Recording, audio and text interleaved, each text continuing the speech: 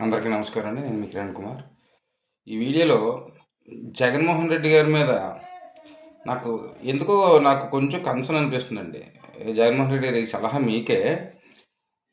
మీకు script writer ఉన్నారా? లేదంటే స్క్రిప్ట్ మీరే ప్రిపేర్ చేస్తున్నారా? లేదంటే ఎందుకంటే స్క్రిప్ట్ రైటర్ ఉంటే ఖచ్చితంగా డెఫినెట్‌గా మార్చేయండి సార్. ఎందుకంటే ఇంటెన్షన్‌గా అపోజిషన్ కంటే మీకెక్కువ అంటే అధికార పక్షం కంటే కూడా మీకెక్కువ డ్యామేజ్ మీ స్క్రిప్ట్‌ల వల్ల మీరు చేస్తున్న పనుల వల్ల వస్తుందని మా అభిప్రాయం అండి. ఇది నిజంగా మిమ్మల్ని తక్కువ చేసే ఉద్దేశం అయితే కాదు. నిజంగా సీరియస్‌గా చెప్తున్నాను. కొన్ని రోజులుగా అబ్జర్వ్ చేస్తుంటే మిమ్మల్ని ఇంటెన్షన్‌గా ఇంటి శత్రువు, ఇంటి దొంగని ఈశ్వరుడైనా పట్టలేదని ఎలాగైతే అంటారో, మీ వెనకాతలే గోతులు తీస్తున్నారని ఫీలింగ్ మాకు కలుగుతుందండి. ఎందుకంటే యుద్ధం గానీ, లేదంటే ఫైట్ గానీ, పొలిటికల్ ఫైట్ గానీ ఏదైనా సమఉజ్జీలతో చేయాలి. నువ్వంటే నువ్వు, నువ్వంటే నువ్వు అన్నట్టు ఉంటే అది చాలా బాగుంటుందని మా ఉద్దేశం సార్. యాక్చువల్‌గా మీరు బాగా డిగ్రేడ్ అయిపోతున్నారు. మీకు మీరుగా చేసుకుంటున్నారని 100% నేను భావిస్తున్నాను సార్. ఎందుకంటే నిజంగా చెప్తున్నా. మా వల్ల మీకు కలిగే సమస్య కంటే మీ పార్టీ వల్ల, మీ స్క్రిప్ట్‌ల వల్ల, మీ మనుషుల వల్ల మీకు కలిగే నష్టం చాలా ఎక్కువ ఉండదు. ఒక్కసారి మీరు వెరిఫై చేసుకోవాల్సిందిగా కోరుకుంటున్నాను సార్. ఇదేంటంటే ఇంకొకటి ఏంటంటే మీరు చిన్న మిస్టేక్‌ని కవర్ చేయడానికి మీరు ఇంకా లోతుకు, ఇంకా లోతు, ఇంకా లోతు వెళ్ళిపోతున్నారని మా అభిప్రాయం అండి. ఎందుకంటే యాక్చువల్‌గా మీరు ఎంత లోతుకి వెళ్ళిపోతుంటే మా టీడీపీకి గాని, కూటమి ప్రభుత్వం గాని అంత మంచిది. కానీ మీరు తప్పు చేస్తున్నారని మేము ఎందుకు చెప్తున్నామంటే, ఇప్పుడు మీ తప్పు చేసుకెళ్ళిపోతుంటే మేము అదే తప్పు మీద మేము కౌంటర్ చేసుకుంటూ, మేము ప్రూఫ్స్ చేసుకుంటూ, మేము ఇంకా రాష్ట్రం యొక్క అభివృద్ధిని మర్చిపోతూ ఇంక టాపిక్ అంతా మీ వైపే పరిగెడుతుంది కాబట్టి ఒక విధంగా రాష్ట్రానికి మంచి ఉద్దేశించుకొని పనిలో పనిగా మీకు కూడా మిస్టేక్ మీకు తెలిస్తే మీరు సరి చేసుకుంటే అవకాశం వస్తుంది కాబట్టి మీకు ఇది తెలియజేస్తున్నాను సార్. ఇప్పుడు ఒక మిస్టేక్ అన్నది ఏ గవర్నమెంట్లోనైనా ఎవరి ఆధ్వర్యంలోనూ జరుగుతుంది. అది మీ చేతిలోని నా చేతిలో లేదండి. అది కూటమి ప్రభుత్వం కావచ్చు, మీ గవర్నమెంట్ కావచ్చు, ఇంతకుముందు వైసీపీ కావచ్చు, ఇంతకుముందు తెలంగాణలో కావచ్చు, ఇండియాలో కావచ్చు, ఏదన్నా ఏ గవర్నమెంట్లోనన్నా మిస్టేక్స్ అనేవి జరుగుతాయి. పొరపాట్లు అంటారు అందుకే వాటిని. దాన్ని రెక్టిఫికేషన్ ఎలా చేసుకోవాలి, దానికి సంబంధితవన్నీ తప్పు చేసిన వాళ్ళు ఎలా శిక్ష వెయ్యాలి, అది రిపీట్ కాకుండా ఎలా చూసుకోవాలన్న దాని మీద మనం ఫోకస్ చేయాలి తప్ప నా ఎప్పుడైతే ఆ విషయంలో తప్పు జరగదు, నా గవర్నమెంట్‌లో తప్పు జరగని అహంకారానికి ఎప్పుడైతే వెళ్ళామో అది మనల్ని ఇంకా పాతాళానికి తొక్కేస్తది సార్.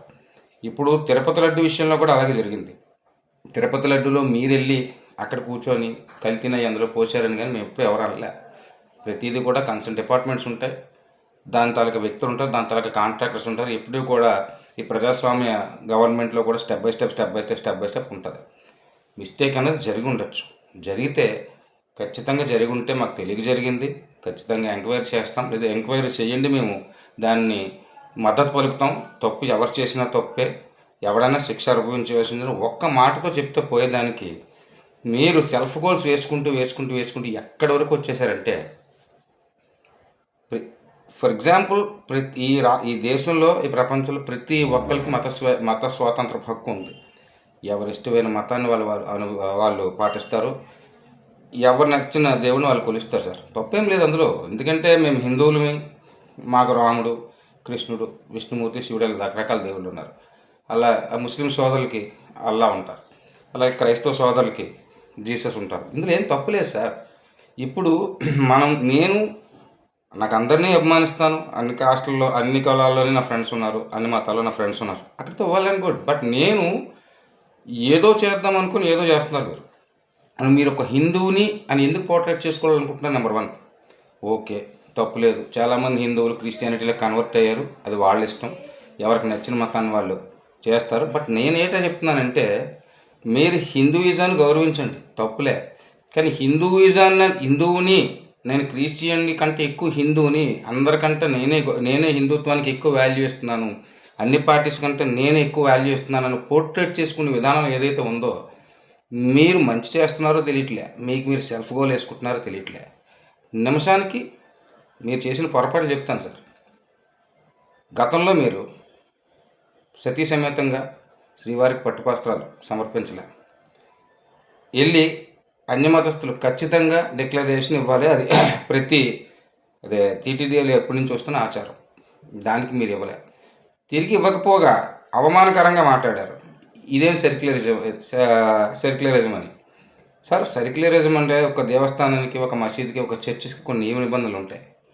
చెప్పులు వేసుకొని మసీదులోకి రానివ్వరు, అలాగే చెప్పులు వేసుకొని చర్చిలోకి వెళ్ళనివ్వరు, అలాగే గుడిలోకి కూడా వెళ్ళనివ్వరు. అలా కొన్ని కొన్ని రూల్స్ రెగ్యులేషన్ ఆ గుడికి ఉంటాయి. ఆ ప్రిలిమ్స్లోకి వెళ్ళినప్పుడు ఆ రూల్స్ ఏదైతే ఉందో దాన్ని పాటించడం, అది మనకు మనకు కాదు సార్, ఆ టెంపుల్కి, ఆ యొక్క మతానికి మనం ఇస్తున్న వాల్యూ. ఆ రోజు కూడా మీ అహంకారపూరితంగానే ఆ రోజు మీరు డిక్లరేషన్ ఇవ్వనని చెప్పి వెళ్ళిన మంది వెనక్కి వచ్చేస్తారు. ఓకే.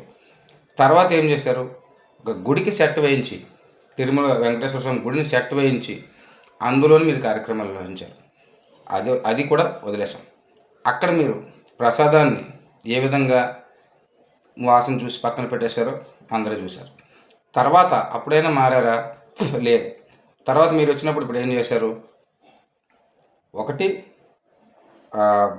నిన్న నేను చూశాను సార్ దేవాలయంలో. మీరు ఒక కడపలోని ఏదో క్రతువు నిర్వహించారు. మీకు తెలియని విషయం ఏంటంటే హిందూ ధర్మంలో ఒక యజ్ఞయాగాదులు కానీ క్రతువులు కానీ నిర్వహించేటప్పుడు భార్యా సమేతంగా భార్యాభర్తలు ఇద్దరు కూర్చొని చేయాలి సార్.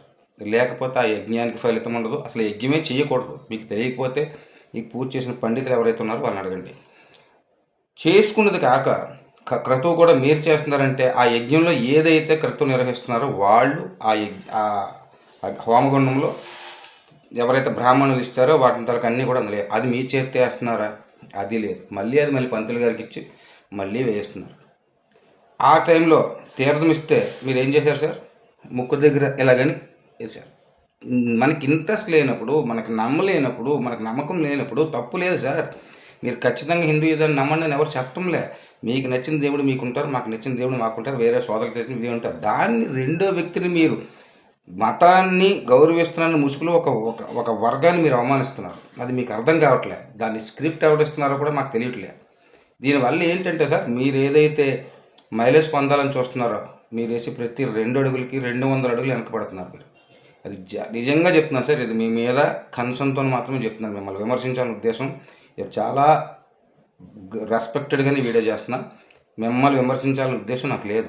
ఎందుకంటే నాకు తెలిసిన ఫ్రెండ్స్లో కూడా మీ వైసీపీ బ్యాచ్ ఉన్నారు. వాళ్ళు కూడా చాలా ఫీల్ అవుతున్నారు. మనం ఎంత ఒక నాయకుడిని ఎంతైతే కవర్ చేయగలరో దాన్ని లిమిటేషన్ దాటిపోతే ఏ కార్యకర్త, ఏ నాయకుడు ఏం చేయలేదు సార్. మీరు చేస్తున్న కార్యక్రమం కూడా అలాగే ఉంది. మీరు మీ సెల్ఫ్ ఈగో సాటిస్ఫాక్షన్ కోసం ఎంత లోతులోకి వెళ్ళాలో అంత లోతులోకి వెళ్తున్నారు. మీ పార్టీని ఎంత దిగజార్చాలో అంత దిగజారుస్తున్నారు. ఇందులోని నేను మీ పాయింట్ని ఎత్తి చూపడంలో కూడా మీ మీద అభిమానం కంటే నా స్వార్థం కూడా ఉంది సార్. ఎందుకంటే ప్రతిరోజు ఇదే టాపిక్ మీద మీరు చేస్తున్న పనులు కౌంటర్ ఇచ్చుకొని మీరు జల్లుతున్న బురదను తుడుచుకునే క్రమంలో మేము మీ మీద ఫోకస్ చేస్తూ రాష్ట్రాన్ని, రాష్ట్ర అభివృద్ధిని, ప్రజల సంక్షేమాన్ని కూడా దాని మీద థాట్స్ మాకు సైడ్ ట్రాక్ అయిపోతున్నాయి. సో ఈ విషయం ఎందుకు చెప్తున్నానంటే, దయచేసి మీరు నచ్చిన మతాన్ని, నా మతం ఇది కానీ నేను అన్ని మతాలని గౌరవిస్తాను, నేను క్రిస్టియన్ని, but I respect Hindus, I respect Muslims and respect other minorities and other ఏమైనా సరే మతాలన్నింటినీ గౌరవిస్తాను చెప్పండి. తప్పేటుంది సార్. అంతేగాని నేను క్రిస్టియన్ని కాదు, నేను ముస్లింని కాదు, నేను Hindu, I respect other communities అని చెప్తే ప్రాబ్లం లేదు కదా. నేను కూడా అదే చెప్తున్నా. బట్ నేను ఎందుకు చర్చిలోకి వెళ్ళి ముసుగు వేసుకోవాలి? నేను ఎందుకు మసీదులోకి వెళ్ళి ముసుగు వేసుకోవాలి? అంత అవసరం లేదే. మీరు వేసుకున్న ముసుగులో వాళ్ళకి రెస్పెక్ట్ అవ్వకపోక వాళ్ళని అవమానిస్తున్నారు. ఇది ఒక పాయింట్ దయచేసి మీరు అర్థం చేసుకోండి సార్. ఎందుకంటే రాష్ట్రానికి ఇంకా చాలా చాలా చాలా చాలా బాధ్యతలు ఉన్నాయి, కార్యక్రమాలు ఉన్నాయి. వాటి మీద ఫోకస్ చేయండి దయచేసి. మీకు పాయింట్ చేసే ఉద్దేశంలో కూడా మా డెవలప్మెంట్ యాక్టివిటీస్లో కానీ లేదంటే మేము చేసే వెల్ఫేర్లో కానీ ఎక్కడొద్దరు మిస్టేక్స్ ఉంటాయి. దాన్ని ఎత్తి చూపడానికి ట్రై చేయండి. దాన్ని ఎత్తి చూపడానికి ట్రై చేస్తే మేము ఇంకా అలాంటి పనికొచ్చే పనులు చేయండి సార్. ఎందుకు ఇది అదేదో లడ్డు, అదేదో కొండ అని మీరే మాట్లాడతారు, ప్రసాదం పక్కన పడి చేస్తారు, తీర్థాన్ని వాసన చూస్తారు, భార్య లేకుండా క్రతువులు నిర్వహిస్తారు. ఇన్ని నిర్వహిస్తూ నేనే హిందువుని అని పోర్ట్రేట్ చేసుకోవడంలోని మీకు జరిగే లాభం కంటే నష్టం ఎక్కువ అని తెలియజేస్తూ, సార్ జగన్మోహన్ రెడ్డి గారు ఇప్పటికన్నా మీ వెనకాతలు ఎవరైతే నడిపిస్తున్నారో, మీ స్క్రిప్ట్ రైటర్స్ ఎవరైతే ఉన్నారో వాళ్ళని మార్చేయండి దయచేసి. ఎందుకంటే నాకు తెలిసి డెఫినెట్గా స్క్రిప్ట్ రైటర్స్, ఎందుకంటే మీరు మరీ ఎంత దిగజారు ఆలోచిస్తారని అయితే నేను అనుకోవట్లేదు. ఎందుకంటే జగన్మోహన్ రెడ్డి గతంలో ఎలాగ ఉండేవారు, ఎంత అగ్రెసివ్గా ఉండేవారు, ఏ పాయింట్పై ఫైట్ చేసేవారు, నాకు ఒక క్లారిటీ ఉంది. సో దయచేసి ఇది పాజిటివ్గా తీసుకుంటారని భావిస్తూ రండి సార్, ఈక్వల్గా ఫైట్ చేద్దాం పాలిటిక్స్లో. అంతేగాని ఇలా పనికిరాని వాటి మీద కాన్సన్ట్రేట్ మీరు చేయొద్దు, మేము చేయమని తెలియజేస్తూ సెలవు తీసుకుంటున్నాం. జై హింద్.